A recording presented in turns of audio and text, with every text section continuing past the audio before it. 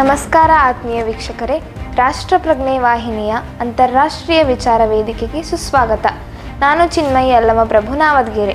ಇತ್ತೀಚೆಗೆ ಬ್ರಾಜಿಲ್ನ ರಿಯೋ D ಜನೈರೋದಲ್ಲಿ 17ನೇ BRICS ಶೃಂಗಸಭೆಯು ಜರುಗಿತು. ಬ್ರಿಕ್ಸ್ನ ಸಂಸ್ಥಾಪಕ ಸದಸ್ಯ ದೇಶವಾಗಿ ಭಾರತದ ಪ್ರಧಾನಿ ಶ್ರೀ ನರೇಂದ್ರ ಮೋದಿ ಭಾಗವಹಿಸಿದ್ದರು. ಈ ಶೃಂಗಸಭೆಯು ಭಾರತದ ಮಟ್ಟಿಗೆ ಅತ್ಯಂತ ಮಹತ್ವದ ಮತ್ತು ಫಲಪ್ರದ ಸಭೆಯಾಗಿ ಪರಿಣಮಿಸಿತು.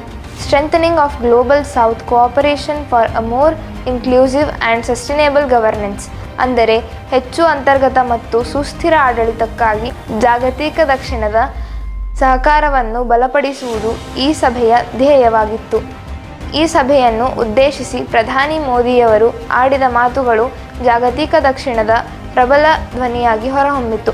ಅವರ ಭಾಷಣದ ಪ್ರಮುಖ ಅಂಶಗಳನ್ನು ನಾನು ಇಲ್ಲಿ ಪ್ರಸ್ತಾಪಿಸುತ್ತೇನೆ. ಮೊದಲನೆಯದಾಗಿ, ಜಾಗತಿಕ ಸಂಸ್ಥೆಗಳಲ್ಲಿ ಸುಧಾರಣೆ. ಪ್ರಧಾನಮಂತ್ರಿ ಮೋದಿ ಅವರು ವಿಶ್ವಸಂಸ್ಥೆ WTO ಮತ್ತು ಬಹುಪಕ್ಷೀಯ ಅಭಿವೃದ್ಧಿ ಬ್ಯಾಂಕುಗಳಂತಹ ಜಾಗತಿಕ ಸಂಸ್ಥೆಗಳಲ್ಲಿ ಸಮಗ್ರ ಸುಧಾರಣೆಗಳ ಅಗತ್ಯವನ್ನು ಪ್ರತಿಪಾದಿಸಿದರು.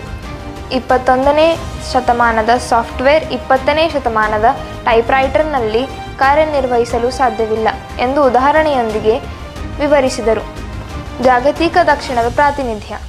ಜಾಗತಿಕ ದಕ್ಷಿಣದ ಹಿತಾಸಕ್ತಿಗಳನ್ನು ಜಾಗತಿಕ ನಿರ್ಧಾರಗಳಲ್ಲಿ ಆದ್ಯತೆ ನೀಡದಿರುವ ಬಗ್ಗೆ ಕಳವಳ ವ್ಯಕ್ತಪಡಿಸಿದರು ಮತ್ತು ಜಾಗತಿಕ ದಕ್ಷಿಣವು ಹಲವು ಬಾರಿ ದ್ವಂದ್ವ ನಿಲುವುಗಳಿಗೆ ಬಲಿಯಾಗಿದೆ ಎಂದು ಟೀಕಿಸಿದರು. ಭಯೋತ್ಪಾದನೆ ವಿರುದ್ಧ ಹೋರಾಟ.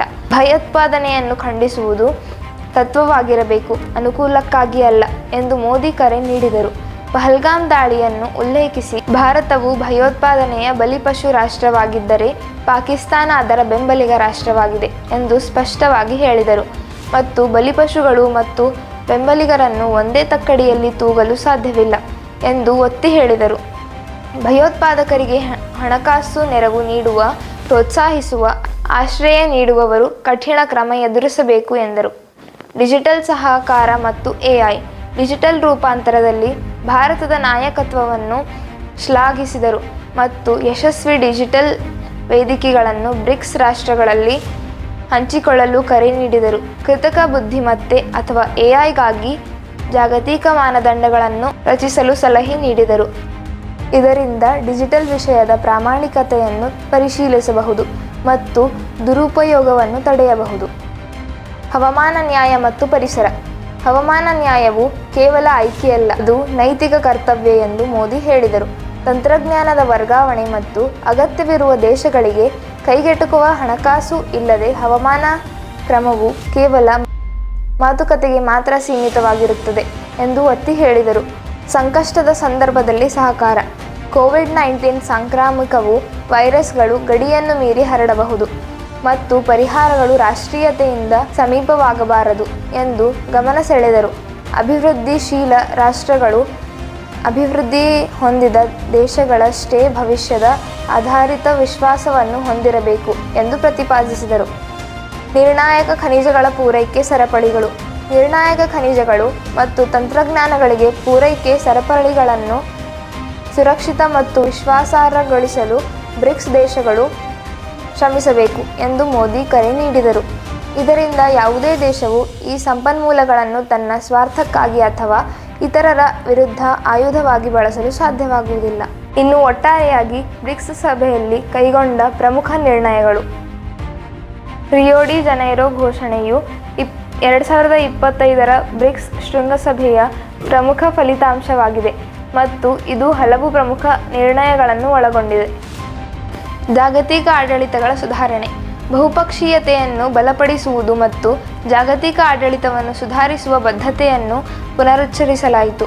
ವಿಶ್ವಸಂಸ್ಥೆ ಭದ್ರತಾ ಮಂಡಳಿಯಲ್ಲಿ ಏಷ್ಯಾ, ಆಫ್ರಿಕಾ ಮತ್ತು ಲ್ಯಾಟಿನ್ ಅಮೆರಿಕಾದಿಂದ ಹೆಚ್ಚು ಶಾಶ್ವತ ಸದಸ್ಯರನ್ನು ಸೇರಿಸಲು ಬೆಂಬಲ ವ್ಯಕ್ತಪಡಿಸಲಾಯಿತು.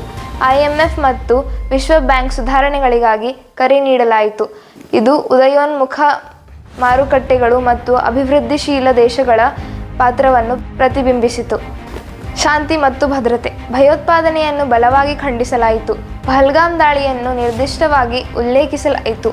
ಗಾಜಾ ಕದನದ ವಿರಾಮ ಮತ್ತು ದ್ವಿರಾಜ್ಯ ಪರಿಹಾರಕ್ಕೆ ಕರೆ ನೀಡಲಾಯಿತು. ತಂತ್ರಜ್ಞಾನ ಮತ್ತು ಡಿಜಿಟಲ್ ಆರ್ಥಿಕತೆ. ಜಾಗತಿಕ AI ಆಡಳಿತದ ಕುರಿತು ನಾಯಕರ ಹೇಳಿಕೆಯನ್ನು ಅಳವಡಿಸಿಕೊಳ್ಳಲಾಯಿತು. ಡೇಟಾ ಆರ್ಥಿಕತೆಯ ಆಡಳಿತದ ಕುರಿತು ತಿಳುವಳಿಕೆಯನ್ನು ಮುಕ್ತಾಯಗೊಳಿಸಲಾಯಿತು. ಸಹೋದ್ಯೋಗದ ಬಾಹ್ಯಾಕಾಶ ಪರಿಶೋಧನೆಗೆ ಬ್ರಿಕ್ಸ್ ಬಾಹ್ಯಾಕಾಶ ಮಂಡಳಿಯನ್ನು ರಚಿಸಲು ಒಪ್ಪಿಗೆ ನೀಡಲಾಯಿತು. ಸಂಸ್ಥಾಗತ ಸುಧಾರಣೆಗಳು. ಬ್ರಿಕ್ಸ್ ಸಚಿವಾಲಯವನ್ನು ಶಾಶ್ವತವಾಗಿ ಸ್ಥಾಪಿಸಲು ಆರ್ಥಿಕ ವಿಷಯಗಳ ಮೇಲೆ ತೂಕದ ಮತದಾನದೊಂದಿಗೆ ನಿರ್ಧಾರ ತೆಗೆದುಕೊಳ್ಳುವಿಕೆಯನ್ನು ವಿಸ್ತರಿಸಲಾಯಿತು ಮತ್ತು GDP ಮತ್ತು ಆರ್ಥಿಕ ಸ್ಥಿರತೆಯಂತಹ ಸ್ಪಷ್ಟ ಮಾನದಂಡಗಳೊಂದಿಗೆ ಹೊಸ ಸದಸ್ಯರ ಏಕೀಕರಣವನ್ನು ಔಪಚಾರಿಕಗೊಳಿಸಲಾಯಿತು. ಏಕಪಕ್ಷೀಯ ನಿರ್ಬಂಧನೆಗಳ ಖಂಡನೆ. ರಾಷ್ಟ್ರೀಯ ಕಾನೂನಿಗೆ ವಿರುದ್ಧವಾದ ಏಕಪಕ್ಷೀಯ ಬಲವಂತ ಕ್ರಮಗಳನ್ನು ಖಂಡಿಸಲಾಯಿತು. ಇಂತಹ ಕ್ರಮಗಳು ಮಾನವನ ಹಕ್ಕುಗಳಿಗೆ ದೂರಗಾಮಿ ನಕಾರಾತ್ಮಕ ಪರಿಣಾಮಗಳನ್ನು ಬೀರುತ್ತವೆ ಎಂದು ಪುನರುಚ್ಚರಿಸಲಾಯಿತು. ಒಟ್ಟಾರೆಯಾಗಿ ಬ್ರಿಕ್ಸ್ ಶೃಂಗಸಭೆಯು ಜಾಗತಿಕ ದಕ್ಷಿಣದ ಪ್ರಾತಿನಿಧ್ಯವನ್ನು ಬಲಪಡಿಸಲು, ಜಾಗತಿಕ ಸಂಸ್ಥೆಗಳನ್ನು ಸುಧಾರಿಸಲು, ಭಯೋತ್ಪಾದನೆಯ ವಿರುದ್ಧ ಹೋರಾಡಲು, ಡಿಜಿಟಲ್ ಮತ್ತು ತಂತ್ರಜ್ಞಾನದ ಸಹಕಾರವನ್ನು ಹೆಚ್ಚಿಸಲು ಮತ್ತು ಹವಾಮಾನ ಬದಲಾವಣೆ ಮತ್ತು ಸುಸ್ಥಿರ ಅಭಿವೃದ್ಧಿಯನ್ನು ಉತ್ತೇಜಿಸಲು ಬ್ರಿಕ್ಸ್ ದೇಶಗಳ ಬದ್ಧತೆಯನ್ನು ಎತ್ತಿ ಹಿಡಿಯಿತು.